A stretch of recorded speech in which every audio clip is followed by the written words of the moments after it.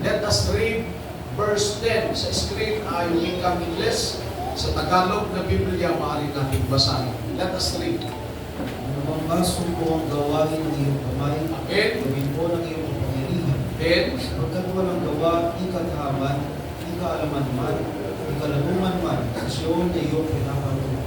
yan. Salamat sa Panginoon. Whatsoever thine hand findeth to do, do it with might, for there is no work, nor device, nor knowledge, nor wisdom in the grave, whether thou goest. Ngayong umagang ito, nais kong mangaral sa inyo ng isang aralin.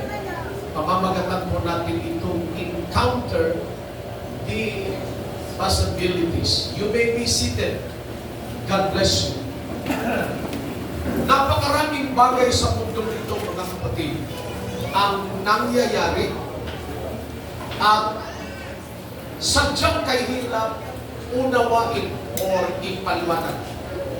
Ngunit nangyayari o nag-i-exist na kahit ang siyensya ay nangangapa, mga kapatid, ng sagot sa ilang mga katanungan. Pagpahanggang ngayon, hinahanapan nila, mga kapatid, ng kasagutan. Halimbawa, ang mga planeta, ang solar system. Science cannot tell how many planets are in our solar system.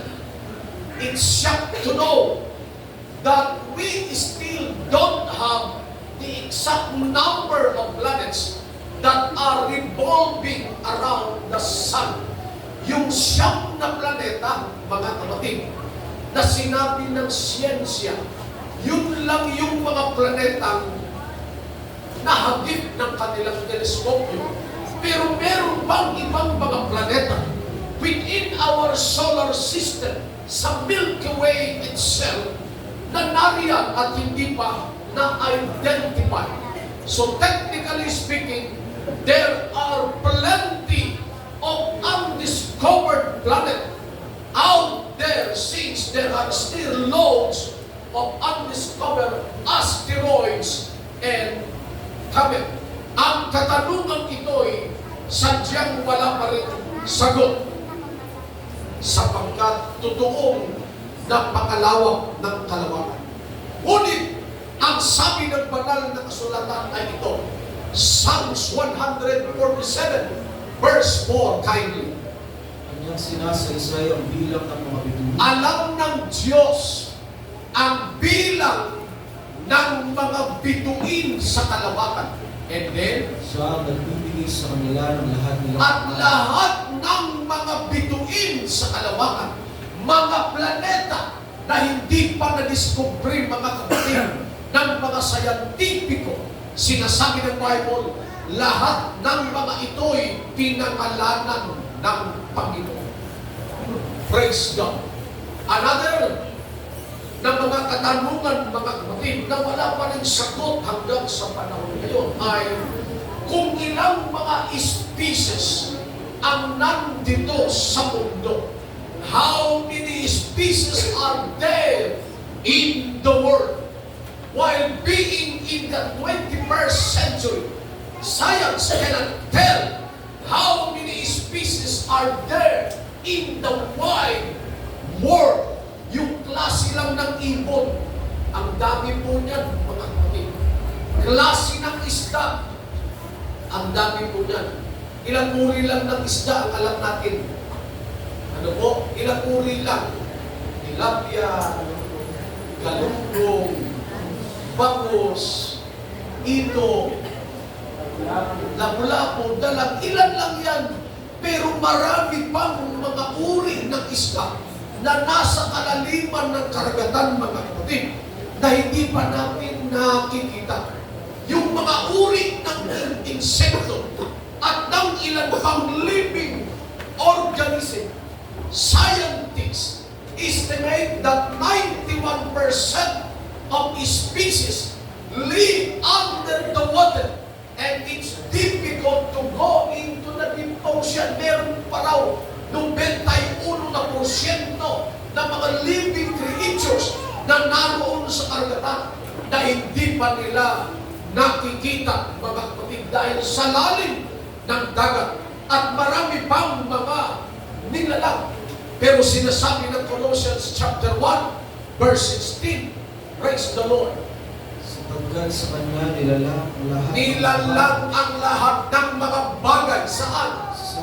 Sa kalangitan, sa kalupaan. ng mga bagay na nakikita, ng mga bagay na di nakikita. Amen. Maging mga lungkungan, o mga pagsakop, o mga paguluhan, o mga pangyarihan. Lahat ng mga bagay ay nilalang sa pamamagitan niya at tungkol sa Kanya. Praise the Lord. May mga nilalang na hindi pa tayo nakikita, pero sinasabi ng Bible, lahat ng ito, visible and invisible things, lahat ng ito'y likha ng ating Diyos na makapangyarihan sa lahat.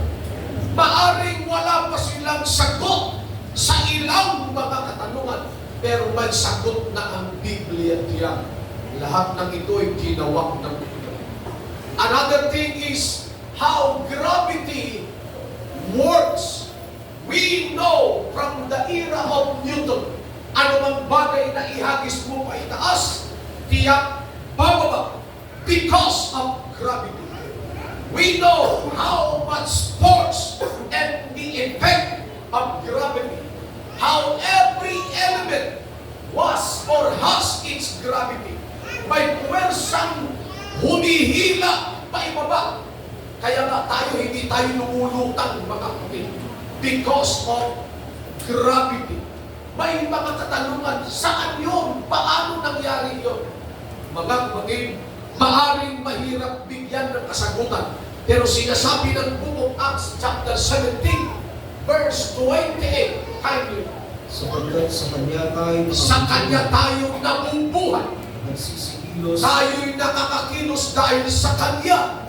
Mayroon tayong pagkatao. Meron tayong pagkatao dahil din sa Diyos. Then, Gaya naman ng sinabi ng ilan sa inyong sariling mga manunula, sapagkat tayo na may sa kanyang lahi. praise God. If we live, kung tayo'y nabubuhay ng ayon sa Diyos o sa kalooban ng Diyos, marami pa tayong bagay na makikita na napakagandang mga pangyayari at kahangahangang bagay, mga kapatid.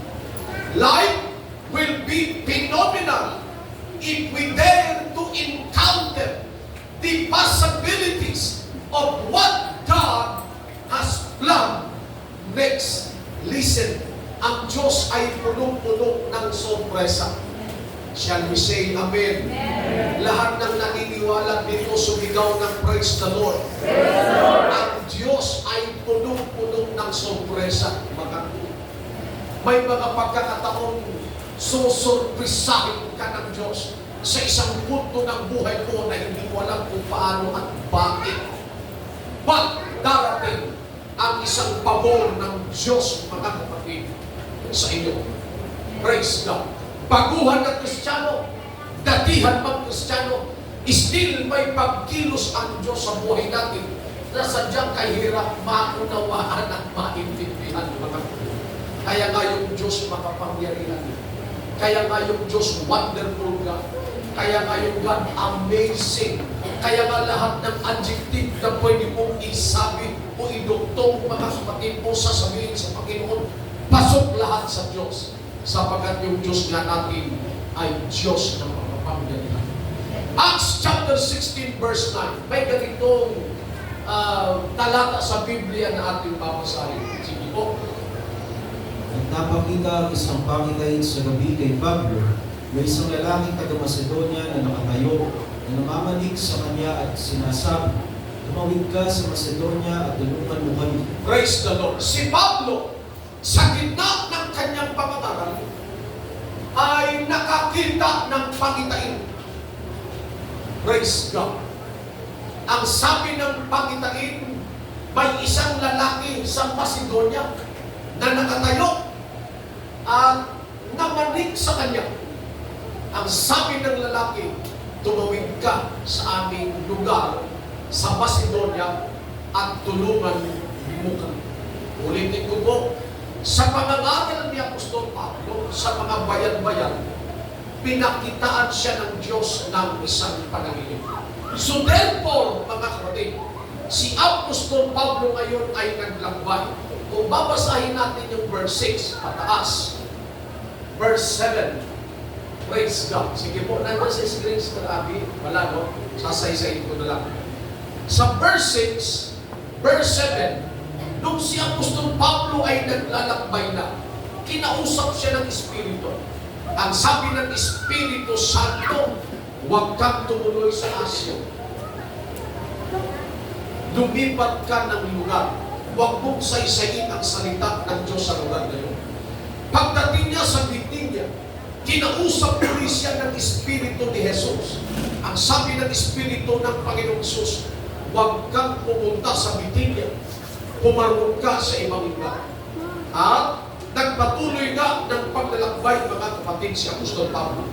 Pagdating sa Macedonia, listen, walang idea si Apostol Pablo kung sino itong taong ito na nakita niya sa bisyon. Hindi sinabi ng Lord na ganito at ganyan, o walang specific na pangalan itong taong ito, kundi sa bisyon o pakitain, nagpahayag ang Lord na ang taong ito'y nangangailangan ng kaligtasan.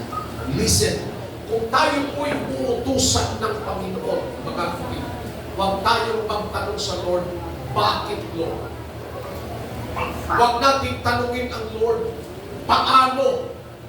At lalong huwag natin sasabihin sa Lord, ayoko Panginoon. Just obey, even though we don't know the real picture or the real story. Just obey, sapagkat alam ng Diyos ang kanyang ginagawa. Kaya kapag inutusan tayo ng Panginoon, narinig natin ang little voice ng Lord, obey, sapagkat yan ay para sa iyo at para sa kaluwalhatian ng Panginoon. Nagpatuloy nga si Apostol Pablo sa paglalakbay hanggang siya ay makarating sa Macedonia. Pagdating sa Macedonia, may babae doon, mga kapatid, na inaalihan ng masamang espiritu. Pumasok sila sa templo. Babasahin natin ang verse 14 at verse 15, mga kapatid. Ito yung tagpo.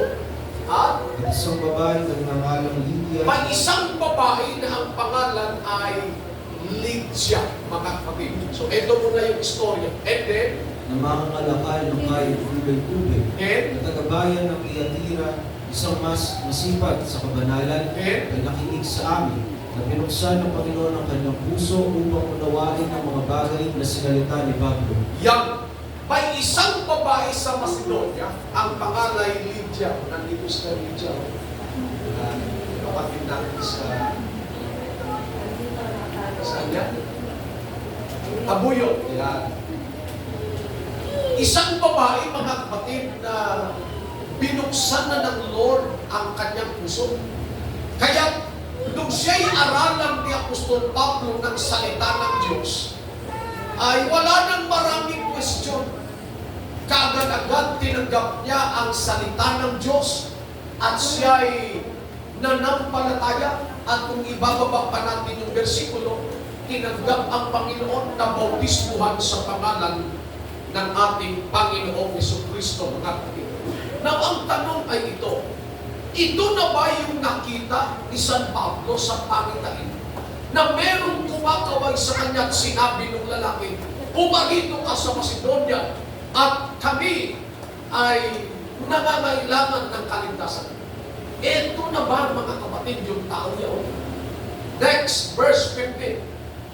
Nang siya'y mabautismuhan na At ang kanyang mga kasambahay, hindi lang siya, no? Pati yung kanyang buong sambahayan na bautismo. Kaya nga, yung kaligtasan ng iyong pamilya, sa'yo nagsisimula yan.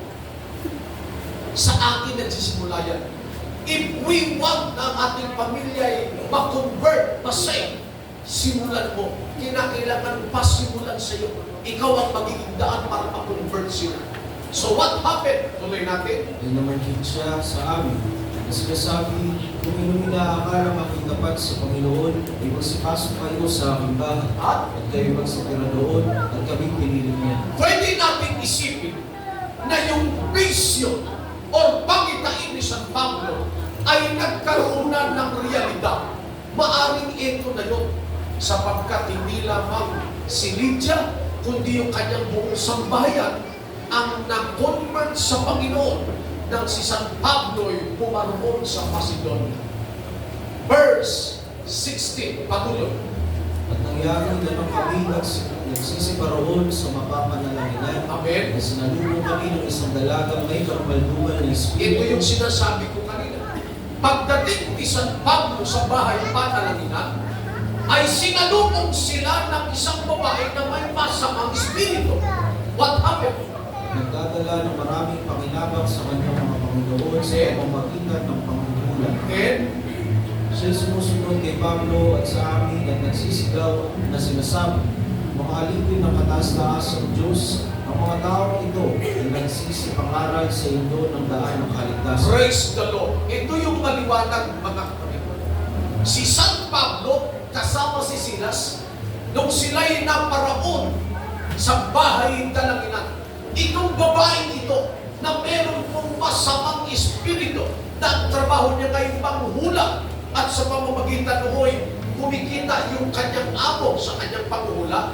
Ang sabi ng Bible ay patuloy na sumusunod kay San Pablo at sumisigaw ng ganito, sila ang mga alipin ng kataas-taasang Diyos na nangangaral sa inyo ng daan ng kaligtasan. Listen, sa spiritual world, kilala ng demonyo ang sa Diyos at ang hindi sa Diyos. Kilala mo, mga kapatid. Kaya nga, itong babaeng ito na may masamang espiritu sa kanyang katawan ay nagtitestify na ito ay mga alipin ng kataas-taasang Diyos. At yung pinapangaral nila ay daan ng kaligtasan. Araw-araw, ganon ng ganon. Nag-grip ang espiritu, mga kapatid, ni Apostol Paulo. Kaya sinaway niya ang masamang espiritu na nandoon sa babae niya. At ang sabi din ng Bible, nakalaya ang babaeng ito sa possession ng evil spirit. Pero hindi yung mga kapatid ang bakit na sinabi. Ang nangyari ito, nang malaman ng amo ng babae na yung masamang espiritu wala na doon sa babae, sapagkat doon siya nagkakaroon ng kita, mga kapatid. Naguhula yung babae sa pamamagitan ng masamang espiritu na pinalayas ng isang Pablo. Ang sabi ng Bible, dahil doon, ipinakulong si Apostol Pablo ng amo ng babae nito. Verse 23, tingnan natin ang story. Nang sila'y mabalo na nila ng marami, ay pinasok sila sa bilanggulan. And, May pinagtatagubilin sa tagapamahala na sila'y bantayang maigi. praise the Lord. So ito yung nangyari, mga kapatid. Nang naalis na ang masamang espiritu, nagalit yung amo ng babae sapagkat wala na siyang kikitain. So therefore, ipinakulong niya si Apostol Pablo, yung amo ng babae, kasama si Silas. Now, parang iba sa kanilang inaasahan. Sapagkat pinapunta nga ng Espiritu ng Diyos itong si Pablo sa Macedonia, sapagkat may kaluluwa humihingi ng saklon at nandun na si Lydia at ang kanyang sambahayan na naligtas. Ngunit, iba ang nangyari. Nakulong, mga kapatid, si Apostol Pablo dahil sa paggawa ng mabuti. Tandaan po natin, mga kapatid, kapag tayo'y inutusan ng Diyos, sumunod lang tayo. Huwag tayong magreklamo. Everybody say Amen. Huwag tayong umakan. Lord, ano ba itong inuutos mo sa akin? Ano ba itong ipinapagawa mo sa akin? Do it. Kapag itinuro ng salita ng Diyos, sundin lang natin, mga kapatid. Hindi yan para kung kanino man. Yung Word of God na narinig natin personally, para talaga sa iyo yan. Para talaga sa akin yan. You know what? Ang mahirap minsan sa Kristiyano, nagtuturo tayo. Ano ang ibig kong sabihin? Mahilig tayong manangkalan. Eh si ano nga, pastor, ginagawa niya eh. Eh di gagawin ko rin ito. Eh si ano nga, pastor, hindi naman sumusunod eh. Eh hindi rin ako susunod. Eh si Brad nga, pastor, ganyan eh. Eh di okay lang din siguro na ganito ang aking gawin. No, masamang kaisipan yan mga kapatid. Kung ang isang kaibigan, kapatid, sister o brother man, nakita natin hindi sumusunod sa salita ng Diyos, mga kapatid, ipag-pray natin. Baka hindi natin alam yung sitwasyon na pinagdadaanan niya. Baka the time nag-struggle siya sa pain, kaya gano'n. O baka kaya nasa ganong kalagayan siya, nasa hindi pagsunod, sapagkat meron siyang sirkumstansyang pinagdadaanan. Ipag-pray lang natin siya. Malay mo, loobin ng Panginoon, mabuksan muli ang kanyang kaisipan at siya'y manumbalik, mga kapatid, sa daan ng Panginoon. Tandaan natin, ang kaligtasan, kanya-kanya. Shall we say Amen? Ang kaligtasan po, kanya-kanya. Kanya-kanyang trabaho sa kaligtasan. Kaya, kung meron kang hindi nakikita na hindi sumusunod, pag-pray mo lang, huwag mong gagayahin. Ikaw, sumunod ka mga kapatid sa kalooban ng ating Panginoon. Hindi naman maitatago yan, mga kapatid. Yung mga paglabag natin, hindi naman maitatago yun. I-rebuild naman yan ng Panginoon isang araw. Basta importante, magpatuloy tayo sa paglilingkod sa Diyos, sumunod sa kanyang mga pinag-utos. Nang si San Pablo ay sumunod sa utos ng Espiritu, ito nangyari sa kanya. Siya'y naipabilanggo at hinagupit, mga kapatid. Verse 24, kayo. Nang tanggapin ito, ang gayong tagubilin ay pinasok sila sa kaloob-looban ng bilangguan At at piniitang ang kanilang mga paa sa mga pangawan. praise God. Ikinulong si San Pablo at si Silas. Ipiniit or tinali ang kanilang mga kamay at ang kanilang mga paa. Ngunit ang tunay na Kristiyano, hindi mo naman mapipigil yan. Hindi kaya silang pigilan ng pagsubok o ng problema o ng talikala ng kamatayan. Yung tunay na Kristiyano, mga kapatid, sasamba at sasamba sa Diyos yan. Magpupuri sa Diyos at magbibigay ng pasasalamat sa Diyos sa anumang sitwasyon ng kanyang buhay. Shall we say Amen?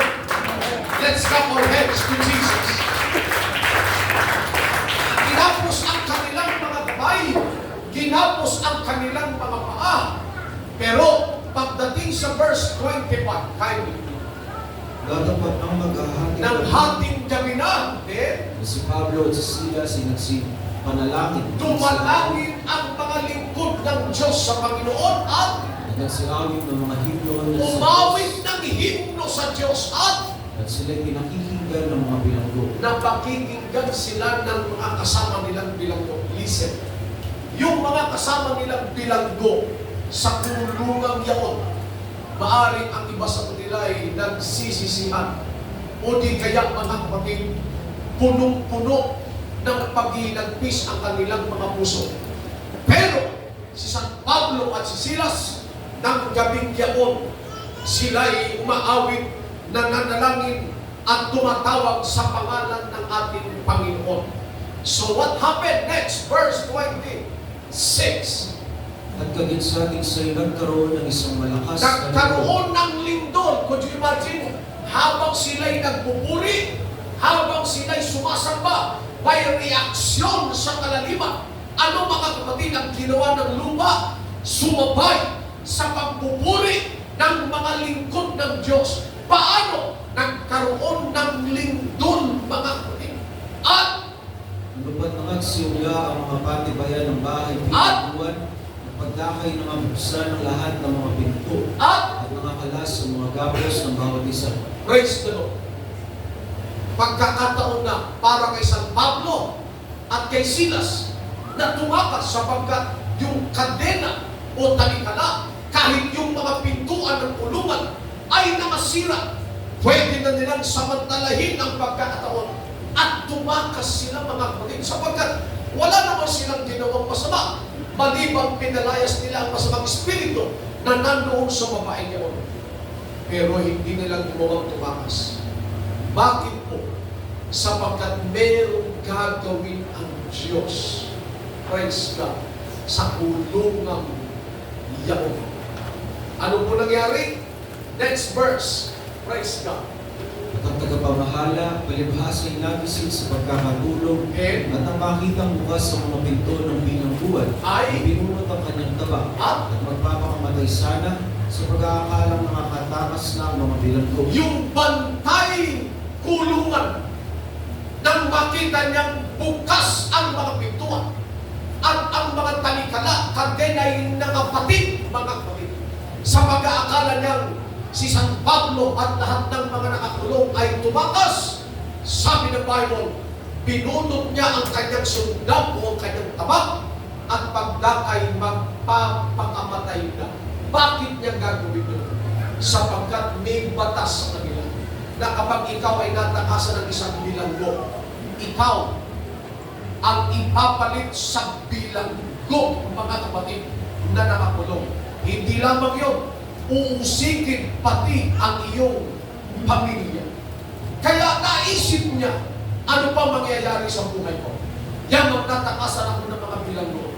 E di, kitling ko na lang ang aking buhay.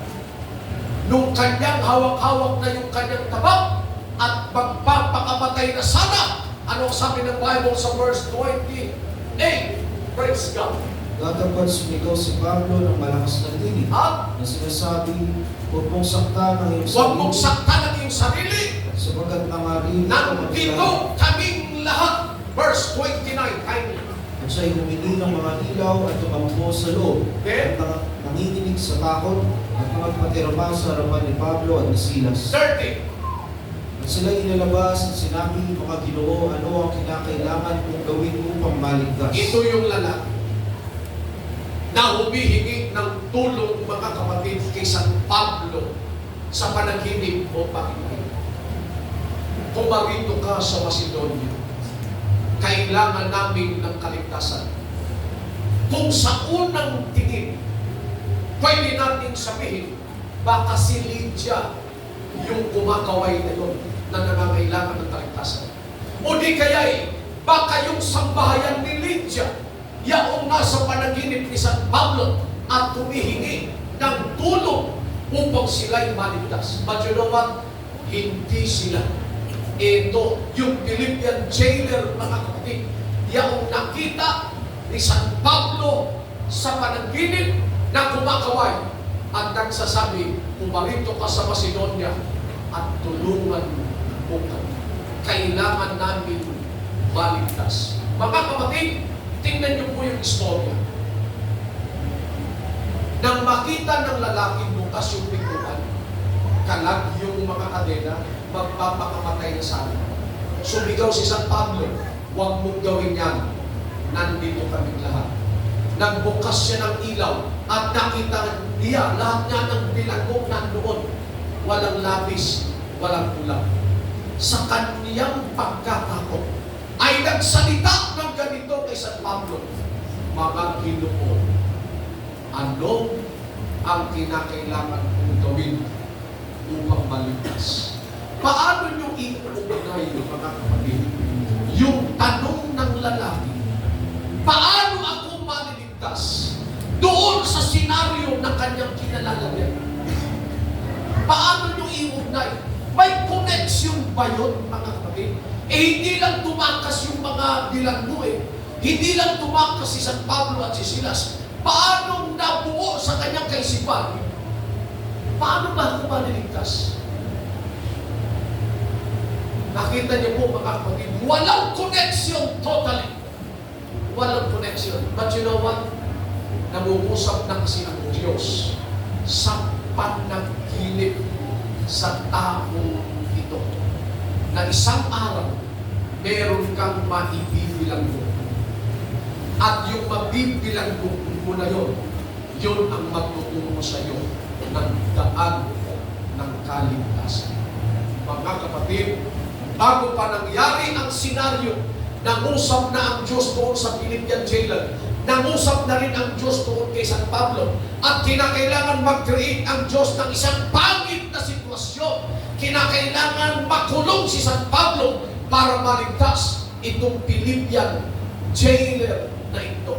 May mga posibilidad o may mga pangyayari, may mga nangyayari na ayaw natin, pero kailangan ma-encounter natin. Why? Para maluwalhati ang pangalan ng Panginoon. Shall we say Amen? Kaya pala, Pastor, nagkasakit ako kasi meron gustong iparating ang Panginoon. Kaya pala, Pastor, talubog ako sa matinding hirap at sakit. Meron palang gustong ituro ang Panginoon. Kaya pala, Pastor, napunta ako sa ganoong lugar sapagkat meron palang taong masisave.